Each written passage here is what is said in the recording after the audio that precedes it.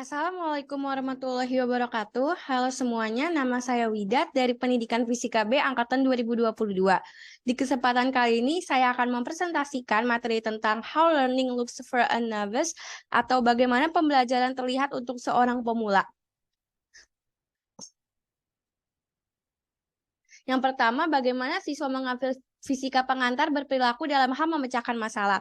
Nah, untuk memahami bagaimana siswa mengambil pengantar berperilaku memecahkan masalah, ada baiknya kita meninjau temuan dari studi keahlian dulu. Nah, itu bukan berarti tugas kita sebagai instruktur adalah untuk mengubah siswa menjadi ahli, tetapi karena bagaimana ahli dalam pemula mengatur pengetahuan dalam memori dan menyebarkan itu untuk memecahkan masalah yang berbeda dan menyediakan jendela ke dalam pemikiran para pemula.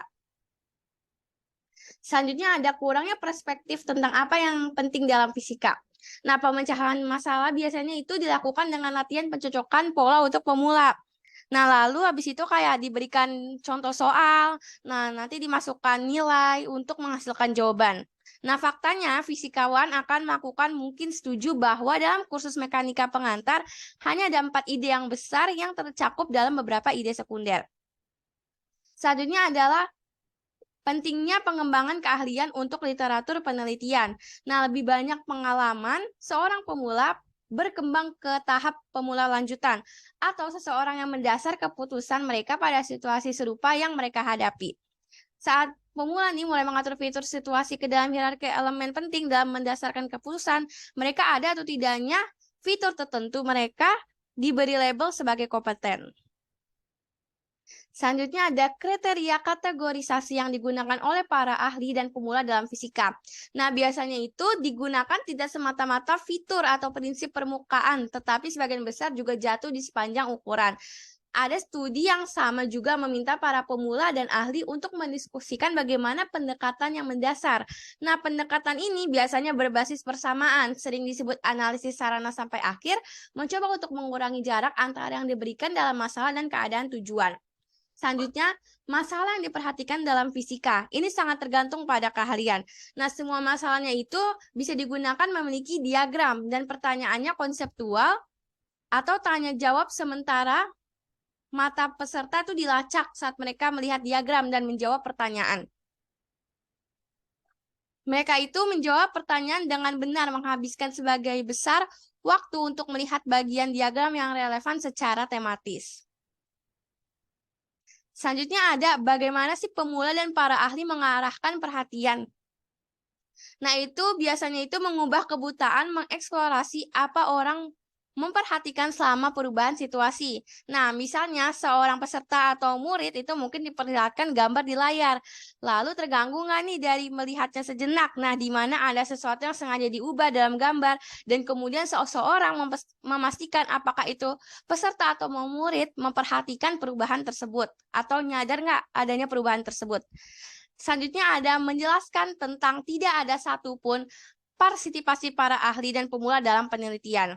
Nah, dalam situasi ini tuh tidak ada satupun dari 31 ahli atau 48 pemula yang berpartisipasi dalam penelitian melihat perubahan ramsep ketika mereka melihat kembali ke layar dan mulai menjelaskan bagaimana sih mereka akan menemukan kompresi maksimum pegas.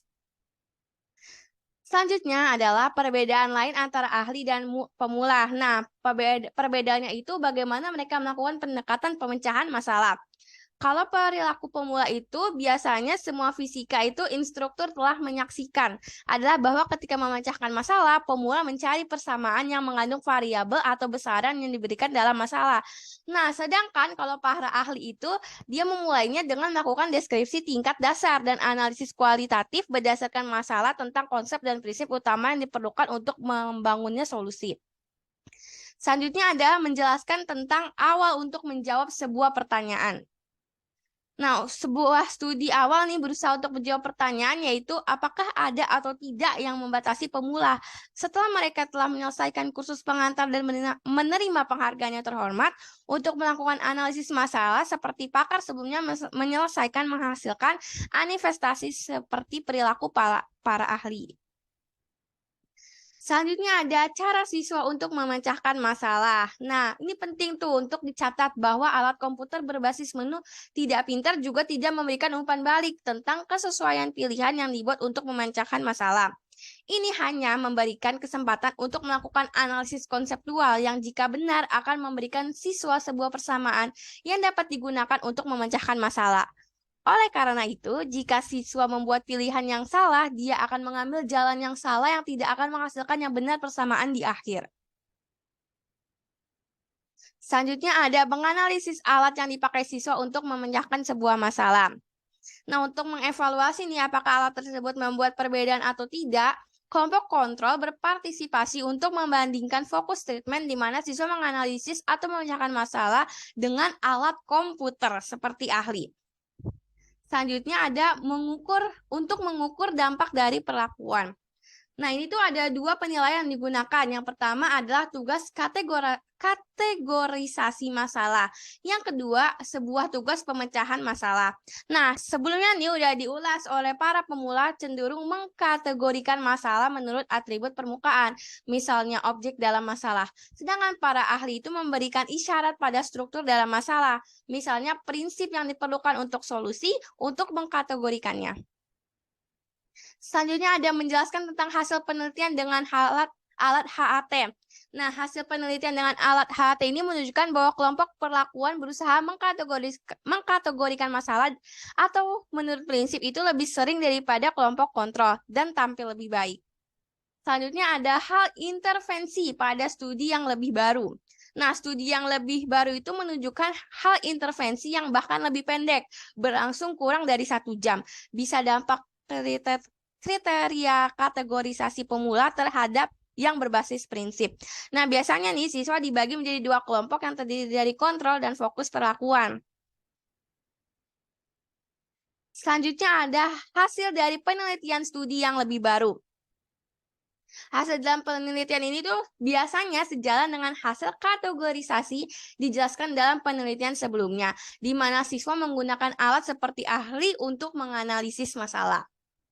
Selanjutnya ada studi-studi yang telah dibahas sebelumnya merupakan hal relatif mudah untuk mempengaruhi perilaku siswa pemula.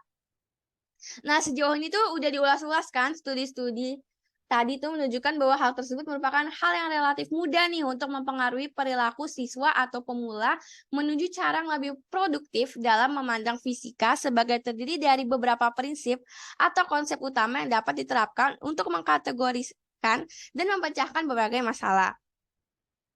Selanjutnya ada penulisan strategi dalam pengantar kursus berbasis kalkulus. Nah, salah satu studi itu menerapkan penulisan strategi untuk mekanika berbasis kalkulus. Nah, strateginya itu dimodelkan dalam solusi tertulis yang diposting ke tugas pekerjaan rumah mingguan, serta oleh instruktur mengajar diskusi bagian setiap kali masalah dipecahkan. Selanjutnya ada siswa menjadi sangat sadar akan nilai dan menginginkan banyak spesifisitas. Nah, biasanya siswa sangat sadar nih akan nilai dan menginginkan banyak spesifisitas. Nah, meminta rincian lebih lanjut tentang apa strategi baik harus terlihat seperti itu. Tetapi instruktur itu kursus hanya menyatakan ada banyak cara untuk menulis strategi. Nah, selanjutnya ada menjelaskan tentang strategi siswa dalam mengerjakan soal dari ujian tengah semester. Bagaimana sih strateginya? Yaitu kualitas berisi ketiga komponen tersebut terdaftar sebelumnya dan menampilkan pemahaman yang koheren tentang caranya menyusun solusi masalah. Selanjutnya ada 2 langkah tambahan yang digunakan untuk mengevaluasi dampak jangka panjang dari strategi menulis. Selain masa latihan yang dinilai dengan ujian yang membutuhkan strategi, 2 langkah tambahan adalah digunakan untuk evaluasi dalam jangka panjang dan strategi menulis. Salah satunya yaitu tugas kategorisasi soal yang terdiri dari 5 soal pilihan ganda yang diberikan sebagai bagian dari ujian akhir. Nah, ini tuh merupakan salah satu cara strategi menulis dampak mengevaluasi jangka panjang pada siswa. Selanjutnya ada prinsip utama yang harus diterapkan untuk memecahkan masalah. Nah, setiap pertanyaan tuh meminta siswa untuk membaca masalah dan kemudian siswa disuruh memilih dari 5 pilihan ganda prinsip utama yang diterapkan untuk memecahkan masalah dengan cara yang paling efisien. Karena yang pertama itu komponen strategi adalah mengidentifikasi prinsip-prinsip yang digunakan untuk memecahkan masalah. Nah, diharapkan nih siswa di kelas itu menulis strategi akan melakukan lebih baik dari sebelumnya. Selanjutnya ada pengukuran terakhir yang digunakan untuk menggali ingatan siswa tentang ide-ide fisika. Nah, yang paling penting dalam hal ini tuh tercakup dalam kursus bulan setengah mengambilnya. Nah, siswa itu akan mengidentifikasi 7 prinsip, yaitu prinsip hukum Newton 3, yaitu kekalan energi, momentum dan sudut momentum, dan teorema usaha energi. Nah, kedua kelompok mengidentifikasi 3 hukum Newton dengan frekuensi yang hampir sama. Dan ini tuh akan melatih bagaimana ingatan siswa tentang ide-ide fisika dari komponen-komponen yang telah disebutkan tadi. Selanjutnya ada pendekatan untuk mengajar mekanik dalam studi kasus fisika.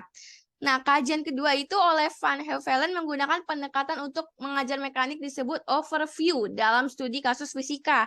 Nah, pendekatan ini itu digunakan dalam kursus kuliah besar dan diperlukan 2 melewati materi. Nah, siswa itu juga mengerjakan masalah kualitatif selama kuliah dalam kelompok. Dan pada akhir sepertiga pertama kursus mereka akan diuji dengan ujian yang terdiri dari pertanyaan kualitatif seluruh isi kursus.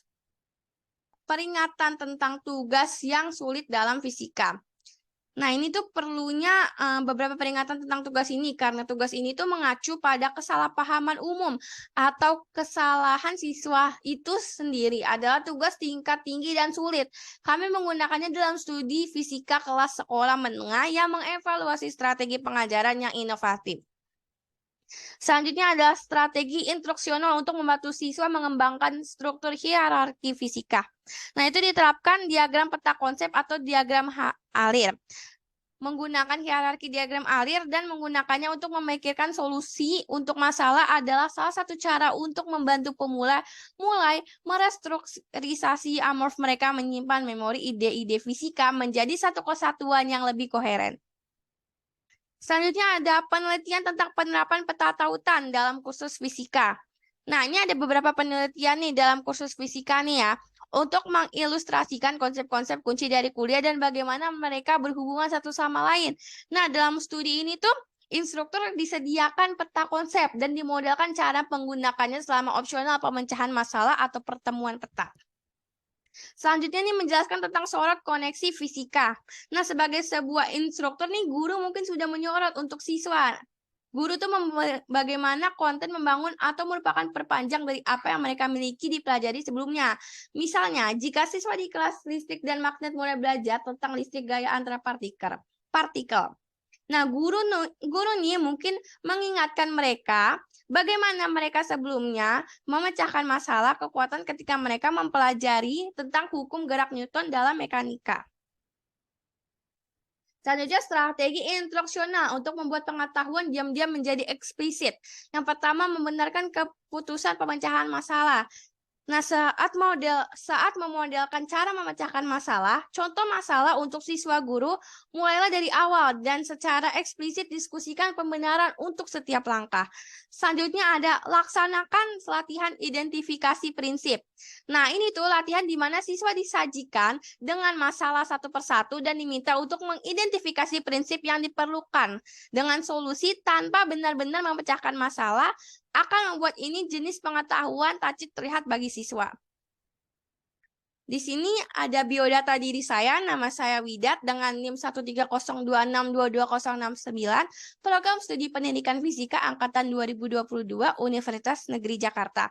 Dan di bawah ada email saya yaitu widat0210@gmail.com. Sebelumnya terima kasih, mohon maaf jika ada kesalahan kata dan kekurangan. Karena kesempurnaan hanya milik Tuhan. Wassalamualaikum warahmatullahi wabarakatuh.